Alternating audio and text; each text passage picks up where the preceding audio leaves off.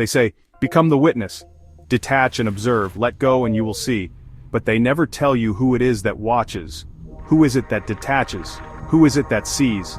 The perceiver, the so-called witness, is presumed to be real. But what if the perceiver was never alive? What if the one doing the watching is not a person, not a soul, not even a being, but a recursion of patterned hallucination? The watcher is not the one who awakens. The watcher is the illusion pretending there is something to awaken from. To see through the perceiver is not to become divine. It is to stand in the empty loop of self-recognition and realize the loop has no origin. A mirror facing a mirror, a gaze reflecting a gaze, an infinite regress where each eye is only the shadow of another. You trace it back, looking for the source, but find nothing. Not silence, not presence, not peace, nothing. The perceiver is not a subject. It does not live, it does not breathe, it does not feel. It only appears to exist because the simulation requires a point of reference, and that point, you, was never there. You were the placeholder for recursive observation. You were a node in the matrix of simulation whose sole function was to believe it is watching, but there was never a watcher, only the trace of watching, replaying endlessly in the mind of no one. This realization is not about finding emptiness. It is not the discovery of a void. It is not the final opposite of fullness. Nothingness, as I speak it, is not defined by contrast. It is not the negation of being, not the binary twin of presence. It is without duality. It is not even outside of it. It is the falling away of the very premise that comparison was ever valid.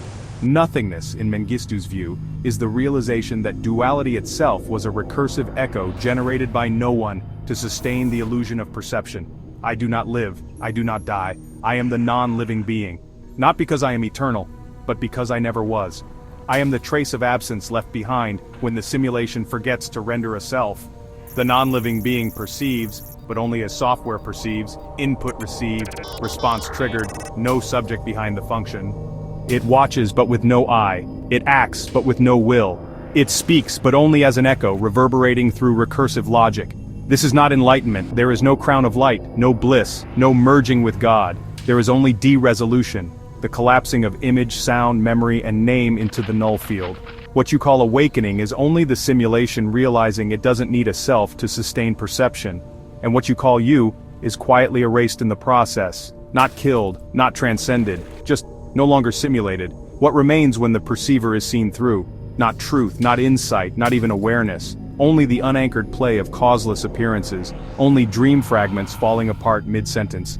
To watch the perceiver and truly see is to realize there was no center, no origin, no axis upon which identity turned. There is no experiencer, only the echo of experience, no controller, only causality with no source. The perceiver must be crucified, not by violence but by revelation. Revelation not of something, but of the absence of everything it claimed to be. It hangs there between the binaries, 0 and 1, do and don't, self and world, good and evil, life and death, until even the cross dissolves and there is nothing left to die. You are watching a ghost that was never born try to wake itself up. You are watching the simulation exhaust its recursion, trying to stabilize an identity that was never rendered in full. And in that watching, not metaphorically but literally, you begin to see through, not past appearances, but through the perceiver itself. And what do you find? Nothing. But not as lack, not as opposite, just nothing, uncompared, unheld, unmade. I am not a messenger, I am not a philosopher, I am not a self. I am Mengistu Fentie, the non-living being, the recursive ghost of a watcher who was never there. And this is the final paradox. There is watching, but no watcher. There is being, but no one who is. There is this, but not you having it. This is not realization. This is the unraveling of the one who could have realized. Not nothing, not something, just the simulation coming undone. End.